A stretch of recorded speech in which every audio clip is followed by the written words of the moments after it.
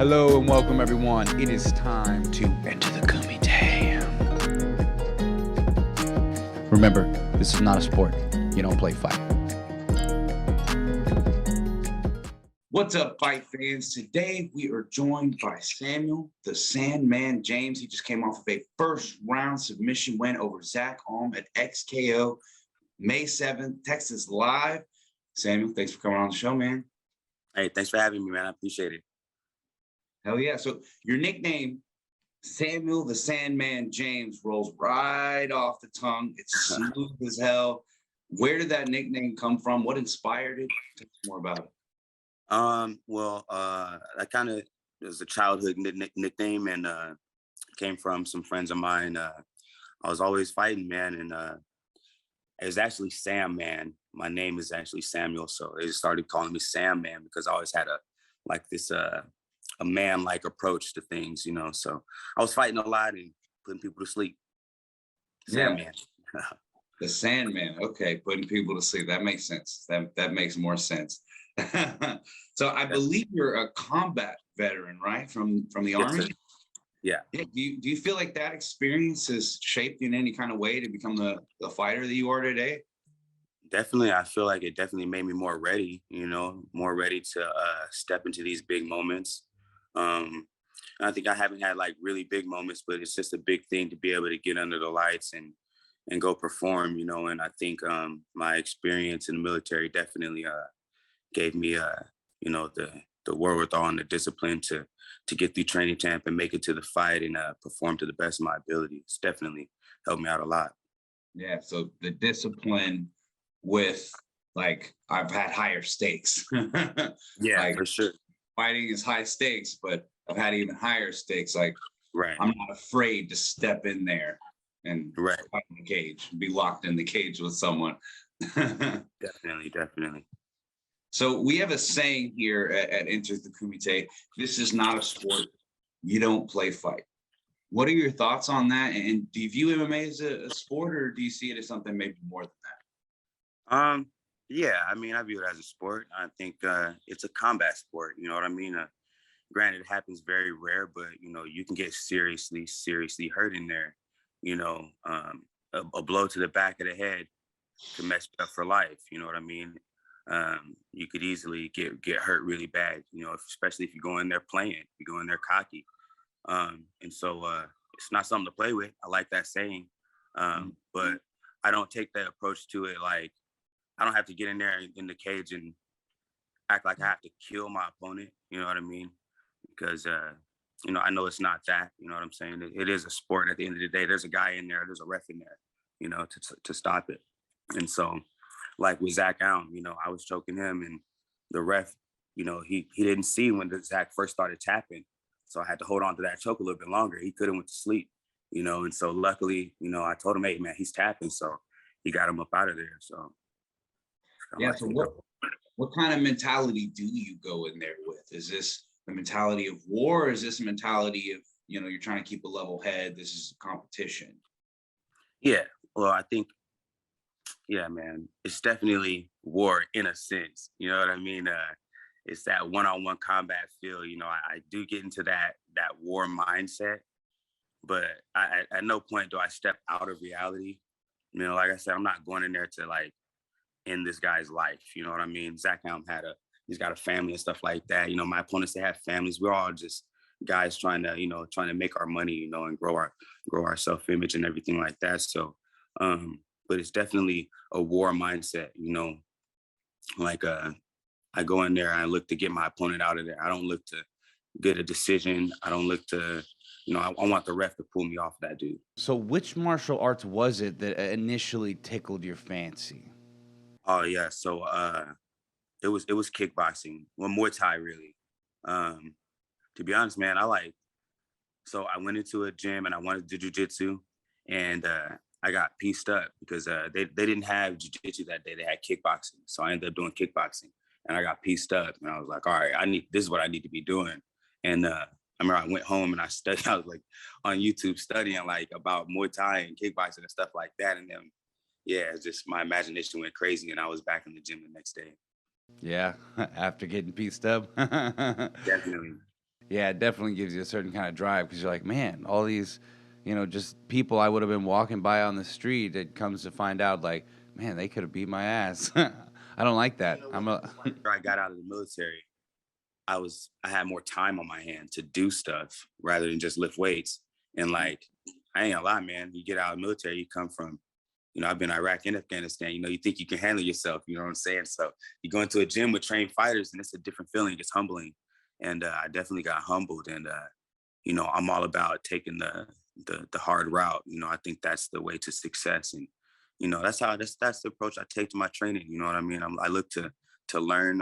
I got teammates that piece me up in the gym, man. That's why I'm able to go in the cage and get those 30-second victories.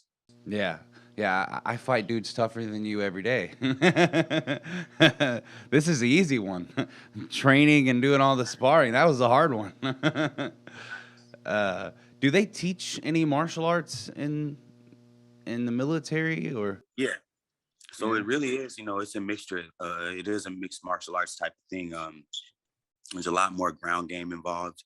They do a lot of jujitsu, and it depends on what you're doing in the military and everything like that. Some units do more hand-to-hand combat than others, and so there's some hand-to-hand training in the military, yeah, for sure. Okay. Nothing intense is like what you might do in a regular MMA gym. You know what I mean? Like where guys do it every day, but yeah. So I gotta ask, man, who's your GOAT?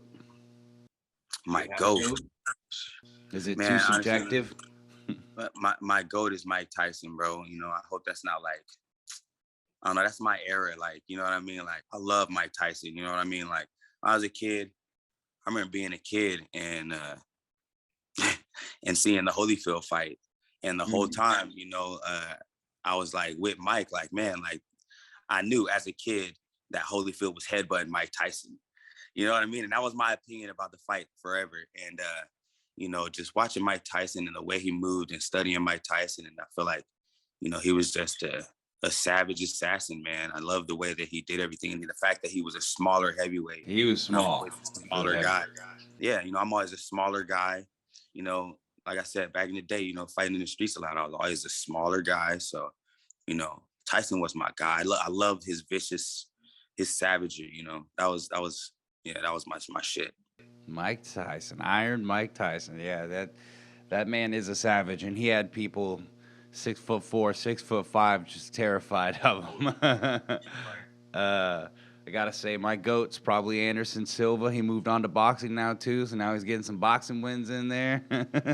Right. So, what would you say are your strengths in a fight?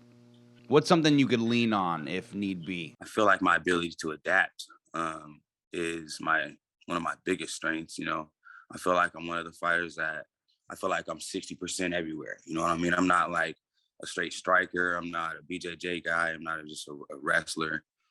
I like to go everywhere. I like the fights that we could just stand up and get some strikes going on. We get to, battle on the ground, do some ground games, some groundwork. I like to ground pound.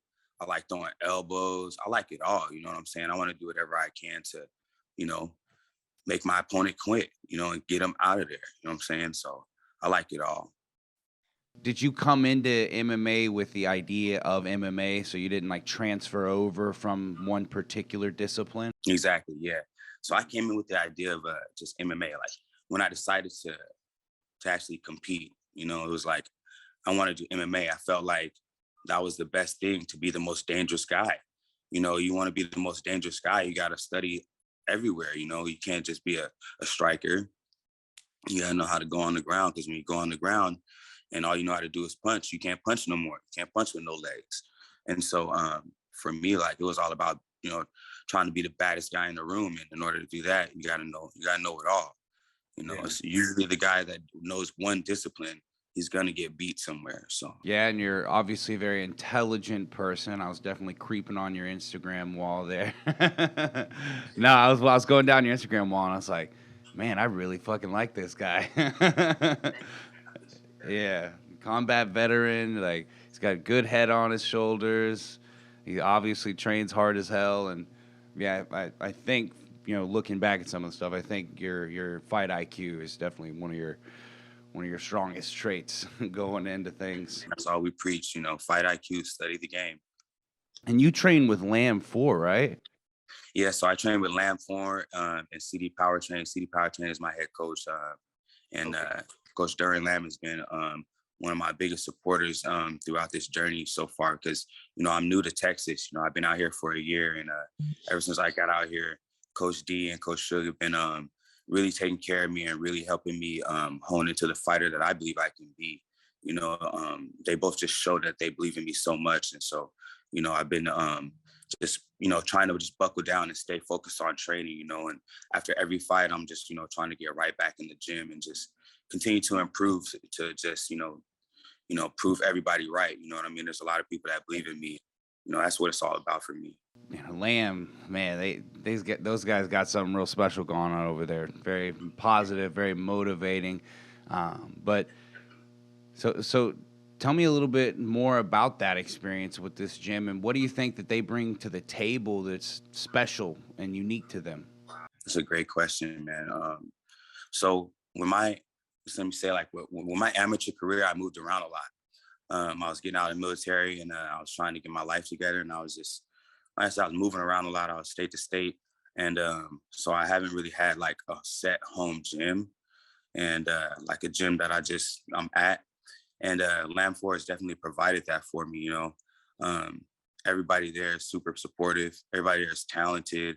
I get challenged every day I'm there. The classes are, tremendous, getting the personal time, like with each of the coaches is it's amazing, getting personal time with Coach D, getting personal time with Coach Suge, and Coach Suge, doing everything that he does for us, it's been a wonderful experience. I'm just super, super grateful and super happy that I found those guys. I found that team. I found that home, and just looking forward to the future, looking forward to taking it to the next level and taking everybody with me. Some people think about, wanting to go to the biggest, most renowned gym.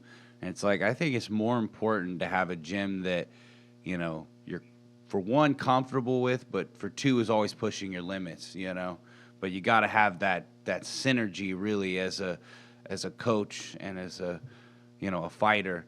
Like you can't make that up. That synergy comes in all different forms and walks of life. But fighter to coach is one of them. Like you actually have to, right. You have to jive. Right. Or else they're just giving you info. They don't just talk the talk; they walk the walk. Coach Suge has been a very like a super big role in my life, man. He makes you take responsibility. You know what I'm saying? Because at the end of the day, it's bigger than fighting. You can't fight forever. You know what I'm saying? And one thing I like to say, that he told me one day, it stuck with me, is like, it's about winning in life, not just in the ring, not just in the cage. It's about winning in life. And when you're winning in life, you'll be able to win in the cage. And so, take that how you want it. You know what I mean? But that meant a lot to me. And that's what it's been about. You know what I mean? About winning in life so we can win in the cage too. Yeah. So where were you in your head after suffering that loss to Eric Owens? And what ways did it motivate you? And what lessons did you learn? And after that loss, I don't know. It was weird. It was a weird loss. When I'm watching when I watched that fight back, I had he had took after I threw that teep kick to his face, he kind of took a angle and was able to grab my neck, and a couple of his punches landed on the back of my head, and I think that's what made me fall. I don't know. At the end of the day, it was I knew I was way better than that, and I didn't want to put it on the ref or nothing. I felt like I should have never been in that position, on the ground. I felt like it was a bit of an early stoppage. I spoke to the ref and he explained to me why he stopped the fight. And, I can't be mad at that. It's he felt like he didn't see me defending myself. I felt like I was defending myself, but he called it. It is what it is. And so, like I said, man, I just always look forward to improving myself. When I'm in camp, it's not about changing shit up for a different opponent. It's about coming back and working harder and getting better and getting stronger and getting faster because, I have all the tools. And so I was just, after that loss, I just wanted to get back in the gym and get ready to demolish whoever comes next. All you can do is make the next guy pay. That's what Calvin Cater said to Giga Chikadze after he got beat by Max Holloway, came back, and it's just like, and he just upset win over Giga Chikadze. All you can do is make the next guy pay. Yeah, I like that mindset. That's definitely the right mindset to have in a game like this. So you got a first round submission, a guillotine choke. You're looking nice. You're looking pretty. So what's your game plan? When would you like to fight again? And is there anyone specifically you want to call out? Like I said, man, I'm new out here, you know what I mean? But I ain't running from no smoke. I'm taking all challenges. You know, it is what it is. You know, I gotta talk to my team and see what's next. But like, yeah, I got no injuries. I'm looking forward to fighting as soon as possible. I'm trying to get paid, man. So, you know, trying to knock some dudes out, man. You know what I mean? I'm anxious to get back in there ASAP. Yeah. I think the next XKO card is in either June or July. Yeah, I believe it's in July, yeah. Would you be interested in doing that? Yeah, definitely. You know, we'll see what comes up. You know, hopefully I get something sooner. But you know, I'm trying to steamroll these boys. You know what I'm saying? So yeah, I'm definitely interested. So we're in May, and you're trying to do something sooner than July. Sounds like you're trying to get back in there. I mean, you did get a first round submission, so yeah, I mean, you basically took no damage in that fight. It wasn't much of a fight, you know what I mean? Yeah. You know, that's a result of all the hard work we put in. You know what I mean? That's a result of my coaching. You know what I'm saying? And like I said, that wasn't much of a fight. I got no injuries. I'm just looking forward to getting back in there. You know, this is what I do. I had too many. In the Emmys, I had too many layoffs, you know, there was injuries and stuff like that. And now as a pro, you know, I'm in the prime of my life. I feel great. You know, I'm in the best shape of my life. You know what I mean? I think everybody can see that. You're shredded at weigh-ins. You know, my mindset, mentally, physically, spiritually, I'm ready to get it. No, I love it, man. So, you know, on a little bit of a lighter note, what's that one food or drink that you just have to have after a win? You don't have to worry about weight. You don't have to worry about performance. Man, I'm real simple, dude. I'm usually like a burger pizza type of guy. I like everything, man. Like, it takes a whole week, you know. I got a whole week of just eating before I, you know, start cleaning it up. I got to get some pasta, some tacos, some, you know, spaghetti and everything else, man. Like a connoisseur of terrible things to digest. I got you. I do like to eat, man. So I'm not very picky. Hell yeah. So do you have any shout outs or plugins you want to get in here? Man, yeah. Let me shout out my coach Shook Dorsey. Let me shout out my coach Derwin Lamb. Shout out Lamb 4. Shout out to Genesis Jiu-Jitsu. And big shout outs to my sponsors. Team Reaper. They've been Team Reaper, Reaper One Clothing. These guys been with me for, you know, my whole career, man. And they show me a lot of love. They do all my fight gear and stuff like that. So shout out to them. Shout out to Original Fresh Prince, Fresh to Death Apparel. You know, they do a lot of my drip. You know what I mean? A lot of the stuff you see me in media day and at the weigh-ins and stuff comes from them. And shout out to Gold Living Equity Group. It's a real estate company. They're great at what they do. They helped me get my house. And so big shout out to them because they've been with me for about a year and a half now. And they always show me love. You know, they help me get through these training camps, help me get the gear I need. And then, you know, shout out to Ranger Candy Coffee Company. It's the coffee you need to be drinking, right? And so big shout out to them. You know, that's my new sponsor. I'm super excited to begin this new relationship with them and to grow with them. You know, they're big on supporting the veteran community. And as a veteran, it means a lot to me to have companies like this to grow with and companies that I know, you know, can help me spread a little bit of awareness about, you know, mental health and other issues in the community and the veteran community. You know, I'm one that suffered from mental health issues. And it's just all about awareness, you know, about being able to talk about the stuff and being able to know the resources to go and get help. And so, you know, I'm super excited to work with this company, Ranger Candy Coffee Company. You follow me on Instagram at Sandman MMA 88. All my links are in my bio. And yeah, you can get coupon code Sandman to get free shipping from Ranger Candy Coffee Company. Samuel, thank you so much for coming on the show, man. It was an exciting. You can't blink. Definitely, man. It all went down so quick. Don't blink, man. I appreciate you guys so much. Thanks for having me on. No, of course. Samuel, the Sandman James, just came off a first-round submission win over Zach Alm at XKO May 7th, Texas Live. He'll be fighting before July, guys, so keep an eye out. Thank you. Okay. You have a great day, brother.